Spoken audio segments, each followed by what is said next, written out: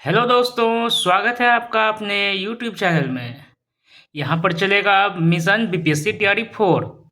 तो उसमें से दोस्तों, जैसा कि आपको पता चल गया है कि नीतीश कुमार जी के द्वारा ट्विटर हैंडल पर पोस्ट कर दिया गया है बीपीएससी तैयारी के बारे में, और हमारे पास उनके अनुसार सितंबर में एग्ज़ाम होगा और हमारे पास यहाँ से मुश्किल से ही 50 से 60 दिन बचे हैं। तो उसमें से 6 to 8 के लिए हमारा अब जो मुहिम चल रहा है एनसीईआरटी का 6 to 8, चाहे ज्योग्राफी हो, पॉलिटी हो, हिस्ट्री हो, सारे का। तो उसमें से अब हम पढ़ना शुरू कर रहे हैं दोस्तों अपना 7th क्लास का ये ज्योग्राफी, हमारा पर्यावरण। तो चलिए शुरू करते हैं। इस क्लास के बुक में 7th क्लास के बुक में हम पढ़ेंगे, हमारा विषय सूची है अध्याय 1 पर्यावरण के बारे में जानेंगे, अध्याय 2 हमारी पृथ्वी के अंदर क्या क्या है उन चीज़ों के बारे में पढ़ेंगे, और अध्याय 3 हमारी बदलती पृथ्वी के बारे में भी पढ़ेंगे, और अध्याय 4 वायु, अध्याय 5 जल, अध्याय 6 प्राकृतिक वनस्पति एवं वन्य जीवन पढ़ेंगे, अध्याय 7 है मानवीय पर्यावरण, बस्तियां, परिवहन एवं संचार, और अध्याय 8 है मानव पर्यावरण, अन्योन क्रिया और उष्णकटिबंधीय एवं उपोष्ण प्रदेश। अध्याय 9 में है रेगिस्तान में जीवन। तो चलिए शुरू करते हैं अध्याय 1 पर्यावरण से। दोस्तों, यह वीडियो लंबी हो सकती है, लेकिन अभी के समय में आपके लिए बहुत ही इम्पोर्टेंट होगा। बहुत से चैनल, बहुत से टीचर हमें पढ़ाते हैं, एनसीईआरटी बेस्ड पढ़ाते हैं, लेकिन मैं आपको एनसीईआरटी का लाइन बाय लाइन और एक वर्ड टू वर्ड पढ़ाऊँगा। और एग्ज़ाम में जैसा कि मैंने पीवाईक्यू को एनालिसिस किया, उसमें वर्ड टू वर्ड दिया जाता है, लाइन टू लाइन, जैसे यहीं से यहीं तक का आपका क्वेश्चन दे दिया जाएगा और उसी में से इसी को आगे वाले पार्ट को ऑप्शन के थ्रू दिया जाता है दोस्तों। किसी दिन मैं उसको भी आपके सामने लाऊंगा पीवाईक्यू एनालिसिस को, लेकिन फिलहाल पढ़ते हैं अभी बिना किसी देरी के सभी एनसीईआरटी को। चलिए दोस्तों, तो शुरू करते हैं। आई होप ये वीडियो आपके लिए बहुत लाभदायक होगा और आप अपने दोस्तों के साथ भी शेयर कीजिएगा। तो चलिए शुरू करते हैं अपना पहला चैप्टर पर्यावरण। इस बुक में एक अच्छी खास बात है कि बहुत से कहानियों के द्वारा बच्चों के माध्यम से बताया गया है, तो ठीक जिससे समझने में हमें आसानी होगी। चलिए पढ़ते हैं। लंबी छुट्टियों के बाद जब रवि स्कूल जा रहा था, तब उसने देखा कि उसके स्कूल के निकट के खेल के मैदान में खुदाई हो गई थी। वही एक मैदान उनके खेलने के लिए वहां पर था। लोगों ने बताया कि वहां अनेक फ्लैटों वाली एक बड़ी इमारत बनेगी। जब रवि को समझ में आया कि मुलायम घास, गेंदे के फूल एवं तितलियों वाला विशाल मैदान अब हमेशा के लिए नष्ट हो चुका है, तो उसकी आंखों से आंसू छलकने लगे। उसने यह बात अपने सहपाठियों को बताई। सुबह की सभा में प्रधानाचार्य ने भी बहुत उदासी से कहा, देखो कैसा हमारा पर्यावरण बदल रहा है, कैसे हमारा पर्यावरण बदल रहा है। कक्षा में पहुंचकर रवि ने अपने शिक्षक से पूछा, पर्यावरण क्या है? जानने की जिज्ञासा बच्चों में जगती है ना, इसलिए उन्होंने पूछा कि पर्यावरण क्या है। जो कुछ भी आप अपने आसपास देखते हैं वही तो पर्यावरण है, ऐसा किसने कहा? शिक्षक ने बताया। फिर रवि कहने लगा, इसका अर्थ है स्कूल भवन, मेज, कक्षा में सभी कुर्सियाँ, यहाँ तक कि खुला मैदान, सड़क, कूड़ा करकट, मेरे दोस्त, ये सभी हमारे पर्यावरण के अंग है। तो टीचर ने कहा, हाँ, लेकिन जरा रुको, कुछ वस्तुओं का निर्माण प्रकृति ने किया है, जैसे पर्वत, नदियाँ, पेड़, प्राणी, जबकि अन्य का निर्माण मानव ने किया है, जैसे सड़क, कार, कपड़े, किताब आदि। अब दो दो छात्र मिलकर कार्य कीजिए। अपने निकट बैठे सहपाठी के साथ मिलकर प्रकृति एवं मानव द्वारा निर्मित वस्तुओं की सूची बनाइए। रवि, परमजीत, जस्सी, मुस्तफ़ा, आशा सभी यह सूची बनाने के लिए उत्सुक थे। इकबाल ने पूछा, हमारा पर्यावरण क्यों बदल रहा है? शिक्षक ने उत्तर दिया, ऐसा हमारी ज़रूरतों के कारण होता है। ये दिन प्रतिदिन बढ़ती रहती है। हालांकि दोस्तों ये सब पॉइंट आपके एग्जाम के लिए तो नहीं है, लेकिन एनसीईआरटी निचोड़ हम नहीं पढ़ा रहे, एनसीईआरटी ही पढ़ा रहे हैं दोस्तों, इसलिए ये सब पढ़ रहे हैं। इसमें कितना ही समय जाता है, 1-2 मिनट, उससे ज़्यादा नहीं जाएगा। चलिए आगे पढ़ते हैं। कुछ इंपॉर्टेंट फैक्ट्स भी दिए जाते हैं साइड वाले कॉर्नर में, तो वही पढ़ रहा हूँ दोस्तों। पर्यावरण हमारे जीवन का मूल आधार है। पर्यावरण क्या है? हमारे जीवन का मूल आधार है। यह हमें सांस लेने के लिए हवा, पीने के लिए जल, खाने के लिए भोजन एवं रहने के लिए भूमि प्रदान करता है। मानव इस प्राकृतिक पर्यावरण में कैसे परिवर्तन करता है? चलिए, कार का धुआं वायु को प्रदूषित करता है, पानी को पात्र में एकत्रित किया जाता है, भोजन को बर्तनों में परोसा जाता है और भूमि पर कारखानों का निर्माण होता है।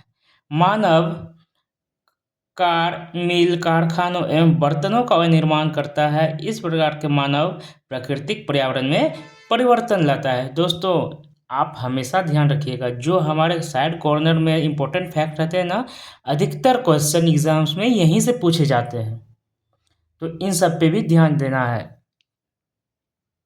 देखिए, पर्यावरण के घटक दिए हैं: प्राकृतिक पर्यावरण, मानव निर्मित पर्यावरण, मानव। ये सब चीज़ एक दूसरे से कोरिलेट करते हैं, एक दूसरे से संबंध रखते हैं दोस्तों, ठीक है ना। ये पिक्चर आपको बहुत कुछ बयां करेंगी। मानव में आते हैं, एक व्यक्ति आता है, परिवार आता है, उनका समुदाय आता है, उनके बाद धर्म आता है, शैक्षिक आता है, आर्थिक स्थिति आता है और राजनीतिक स्थिति भी आती है। उसमें से क्या है? मानव निर्मित में आप जानबे करते हैं क्या क्या है। इमारत है, पार्क है, पुल है, सड़क, स्मारक, उद्योग, एटसेट्रा एटसेट्रा। चलिए आगे पढ़ते हैं। स्थल मंडल, वायुमंडल। प्राकृतिक में क्या क्या आते हैं? स्थल मंडल आएंगे, वायुमंडल आएंगे, जल मंडल आएंगे और जैव मंडल आएंगे। जैव मंडल जो होता है स्थल मंडल, वायुमंडल और जल मंडल का ही सम्मिश्रण होता है। तो चलिए आगे पढ़ते हैं दोस्तों। इसलिए हम प्राकृतिक वातावरण में परिवर्तन करते हैं और कभी कभी उसे नष्ट भी कर देते हैं। ऊपर के वार्तालाप से आप समझ गए होंगे कि किसी भी जीवित प्राणी के चारों ओर पाए जाने वाले लोग, स्थान, वस्तुएं एवं प्रकृति को क्या कहा जाता है? पर्यावरण कहा जाता है। यह प्राकृतिक एवं मानव निर्मित परिघटनाओं का मिश्रण है। प्राकृतिक पर्यावरण में पृथ्वी पर पाई जाने वाली जीवीय एवं अजीवीय दोनों परिस्थितियां सम्मिलित है। जबकि मानवीय पर्यावरण में मानव की परस्पर क्रियाएं, उनकी गतिविधियां एवं उसके द्वारा बनाई गई रचनाएं सम्मिलित होती है। समझ गए दोस्तों कि प्राकृतिक पर्यावरण में क्या आती है? पृथ्वी पर पाए जाने वाली जितनी भी जीवीय और अजीवीय परिस्थितियां होती है, वो होती है प्राकृतिक पर्यावरण। और मानवीय पर्यावरण क्या होती है? जिसमें कि मानव की परस्पर क्रियाएं सम्मिलित हो, उनकी गतिविधियां हो और उनके द्वारा बनाई गई रचनाएं हो, जैसे बिल्डिंग, पुल, सड़क, ये सब क्या है? मानवीय प्राकृतिक पर्यावरण है। तो कुछ फैक्ट्स दिए हैं दोस्तों, उनको पढ़ते हैं। जैसे शब्द की उत्पत्ति, पर्यावरण शब्द की उत्पत्ति कैसे हुई? यानी एनवायरमेंट की शब्द की उत्पत्ति फ्रेंच शब्द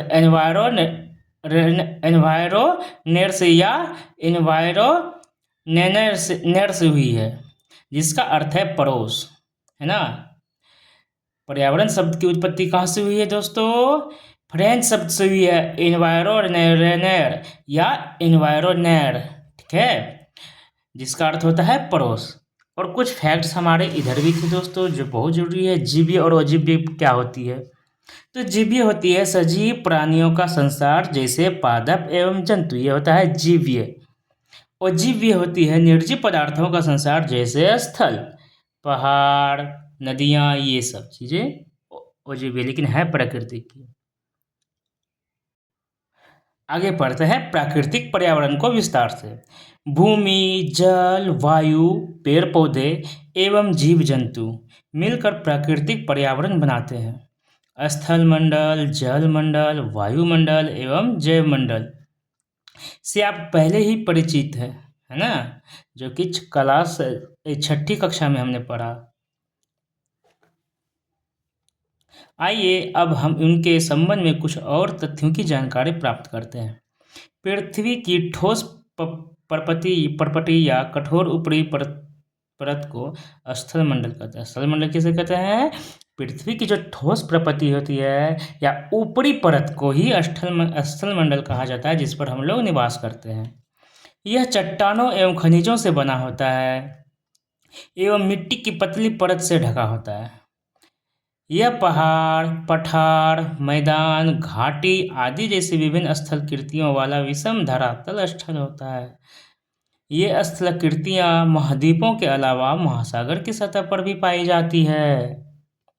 स्थल मंडल वह क्षेत्र है जो हमें वन, कृषि एवं मानव बस्तियों के लिए भूमि, पशुओं को चरने के लिए घास स्थल प्रदान करता है। स्थल मंडल हमें रहने के लिए बस्तियों का और पशुओं के लिए चारों का घास स्थल प्रदान करता है। यह खनिज संपदा का भी एक स्रोत है। कौन? स्थल मंडल। हम पढ़े थे ना, स्थल मंडल, जल मंडल, वायुमंडल एवं जैव मंडल, उसमें से हम एक पढ़ रहे हैं स्थल मंडल। आओ कुछ करके सीखे, इसमें भी कुछ बातें दी जाती है, उनको भी पढ़ते हैं। अपने आसपास के स्थल को देखिए और आपके पड़ोस में भूमि का उपयोग किस किस प्रकार हो रहा है उसकी सूची बनाइए। चलिए आगे बढ़ते हैं दोस्तों।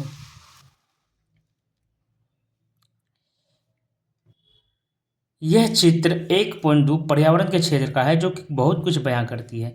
हमारा यह स्थल मंडल है जहाँ पे बस गाड़ी चल रही है, घर बना हुआ है ना। और ये बगल में नदी है जो कि जल मंडल का रूप लेके, जिनका कि हम जल मंडल का नाम देते हैं। फिर इनके ऊपर जहाँ पे हमारा वायु पर्यावरण के चारों ओर फैला हुआ है, उन्हीं को बोला जाता है वायुमंडल।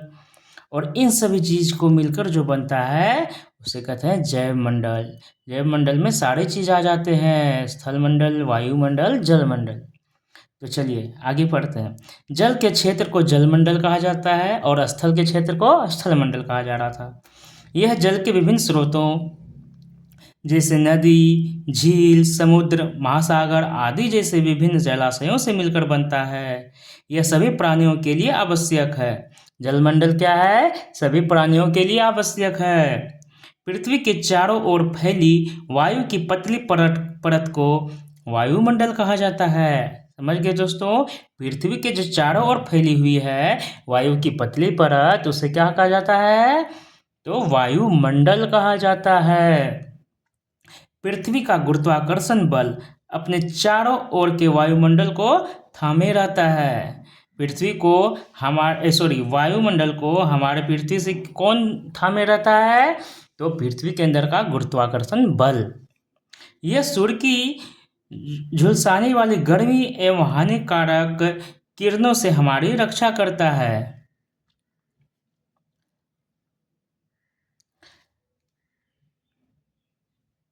इसमें कई प्रकार की गैस, धूल कण एवं जल वाष्प उपस्थित होते हैं। वायुमंडल में क्या होते हैं? धूल कण होते हैं और जल वाष्प होते हैं। वायुमंडल में परिवर्तन होने से मौसम एवं जलवायु में परिवर्तन होता है। मौसम एवं जलवायु में कैसे परिवर्तन होता है? तो वायुमंडल में जो परिवर्तन आता है उसी का इफेक्ट होता है, उसी का प्रभाव होता है कि जलवायु और मौसम में भी परिवर्तन आता है। पादप एवं जीव जंतु मिलकर जैव मंडल या सजीव संसार का निर्माण करते हैं। पादप एवं जीव जंतु मिलकर क्या करते हैं? जैव मंडल या सजीव संसार का निर्माण करते हैं। यह पृथ्वी का सबसे संकीर्ण क्षेत्र है जहां स्थल, जल एवं वायु मिलकर जीवन को संभव बनाते हैं। मैंने पहले भी बताया था दोस्तों, वही बात बुक में भी लिखी हुई है। चलिए कोई ना, आगे पढ़ते हैं। अब पढ़ते हैं पारितंत्र क्या है। पारितंत्र क्या है? चलिए, रवि की कक्षा के एक एनसीसी कैंप में जेस्सी ने आश्चर्य से कहा कि कितनी मूसलाधार वर्षा हो रही है, इससे मुझे अपना केरल याद आ गया। तुम सबको आकर देखना चाहिए कि कैसे हरे भरे खेतों एवं नारियल के बागानों में लगातार बारिश होती रहती है। तभी जैसलमेर के रहने वाले हीरा ने आश्चर्य से कहा, हमारे यहाँ वर्षा होती ही नहीं है, हमें तो दूर दूर तक केवल कीचड़ एवं रेत ही नजर आती है, लेकिन वहाँ ऊंट भी तो मिलते हैं, ऐसा रवि ने कहा। एक शब्द की उत्पत्ति हुई दोस्तों, पारितंत्र। चलिए उनके बारे में जानते हैं कि पारितंत्र क्या होता है? वह तंत्र जिसमें समस्त जीवधारी आपस में एक दूसरे के साथ तथा पर्यावरण के उन भौतिक एवं रासायनिक कारकों के साथ परस्पर क्रिया करते हैं जिसमें वे निवास करते हैं। ये सब ऊर्जा और पदार्थ के स्थानांतरण द्वारा संबंध है। कहानी के बच्चों की तरह आप भी अपने पर्यावरण या स्थान का चित्र या फोटो लाइए। देखिए कुछ चीज़ें हैं। एक ताल का पारितंत्र है, तालाब का। इसमें फूल हैं, पानी है, गाय मवेशियाँ हैं जो कि पानी पीने के लिए आती है, झरना है, पेड़ वृक्ष है। ये एक पारितंत्र कहलाता है जिसमें हम लोग सभी जीव जंतु एक साथ मिलकर पारस्परिक क्रिया करते हैं और साथ में रहते हैं, उसे पारितंत्र कहा जाता है। चलिए, हीरा ने कहा, ऊंट तो मिलेंगे ही, जब तुम हमारे रेगिस्तान आओगे तो तुम्हें सांप, छिपकली एवं अनेक कीट भी देखने को मिलते हैं। रवि हैरत में पड़ गया। विभिन्न स्थानों पर पाए जाने वाले जीव जंतु, वनस्पति एवं लोगों के रहन सहन के तरीके इतने भिन्न क्यों हैं? क्या सभी का एक दूसरे के साथ संबंध है? तो शिक्षक ने कहा, बिल्कुल, बहुत संबंध है। सभी पेड़ पौधे, जीव जंतु एवं मानव अपने आसपास के पर्यावरण पर ही आश्रित होते हैं। प्रायः वे एक दूसरे पर भी आश्रित हैं। जीवधारियों का आपसी एवं अपने आसपास के पर्यावरण के बीच का संबंध ही पारितंत्र का निर्माण करता है। अधिक वर्षा वाले वन, घास स्थल, रेगिस्तान, पर्वत, झील, नदी, महासागर एवं छोटे से ताल का भी एक पारितंत्र हो सकता है। क्या आपको लगता है कि जिस पार्क में रवि एवं उसके मित्र खेलते थे वह भी एक पारितंत्र है? जी हाँ, वह भी एक पारितंत्र ही है। क्या आप जानते हैं प्रत्येक वर्ष 5 जून को विश्व पर्यावरण दिवस मनाया जाता है? तो दोस्तों, विश्व पर्यावरण दिवस कब मनाया जाता है? प्रत्येक वर्ष 5 जून को। शब्दावली कुछ आए हैं वस्तु विनिमय, जो कि आगे आएंगे, उनको भी पढ़ लेते हैं साथ ही। यह वस्तुओं की अदला बदली का व्यापार होता है। वस्तु विनिमय मतलब वस्तुओं को बदलना जिससे धन का प्रयोग नहीं होता। पहले के ज़माने में क्या होता था दोस्तों? व्यापार पहले भी होता था। पहले कैसे होता था? हम आपको पेंसिल देते हैं, अगर हमको पेन की ज़रूरत है और आगे वाले को पेंसिल की, तो हम उनको पेंसिल देते थे, उनसे पेन लेते थे। इसी को वस्तु विनिमय प्रणाली कहा जाता है दोस्तों। तो चलिए आगे पढ़ते हैं। अब प्राकृतिक पर्यावरण पढ़ लिए, अब मानवीय पर्यावरण पढ़ते हैं हम। मानवीय पर्यावरण, मानव अपने पर्यावरण के साथ पारस्परिक क्रिया करता है और उसमें अपनी आवश्यकता के अनुसार परिवर्तन भी करता है। प्रारंभिक मानव ने स्वयं को प्रकृति के अनुरूप बना लिया था। उनका जीवन सरल था एवं आसपास की प्रकृति से उनकी आवश्यकताएं पूरी हो ही जाती थी। समय के साथ कई प्रकार की आवश्यकताएं बढ़ी। मानव ने पर्यावरण के उपयोग और उसमें परिवर्तन करने के कई तरीके सीख लिए। उसने फसल उगाना, पशु पालना एवं अस्थायी जीवन जीना सीख लिया। पहिए का आविष्कार हुआ, आवश्यकता से अधिक अन्न उपजाया गया। वस्तु विनिमय पद्धति का विकास हुआ, व्यापार आरंभ हुआ एवं वाणिज्य का विकास हुआ। औद्योगिक क्रांति से बड़े पैमाने पर उत्पादन प्रारंभ हो गया। औद्योगिक क्रांति जब हुई, उससे क्या हो गया? बड़े पैमाने पर उत्पादन प्रारंभ हो गया।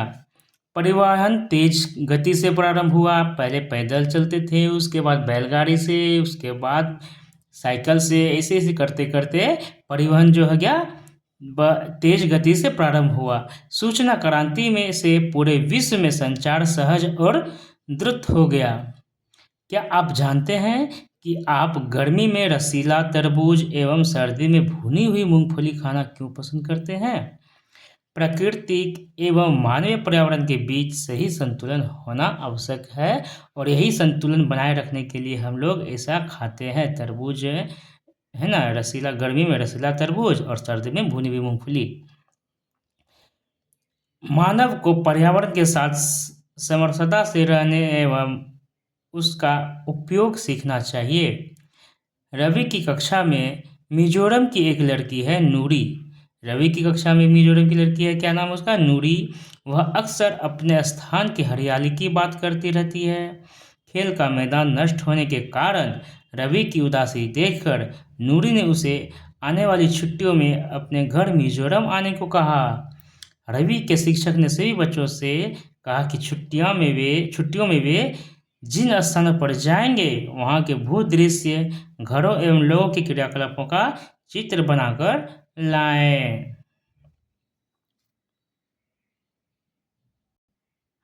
तो इस प्रकार पहला चैप्टर समाप्त हुआ, हमारा पर्यावरण। तो देखते हैं इनका कुछ क्वेश्चन आंसर भी है क्या। हाँ, क्वेश्चन आंसर भी है दोस्तों, लेकिन इसे अभी करूँगा नहीं। तो आगे मिलते हैं अगले चैप्टर में, जो कि हमारा दूसरा चैप्टर था, हमारी पृथ्वी के अंदर। तो चलिए आज के लिए बस इतना ही, मिलते हैं अगले वीडियो में।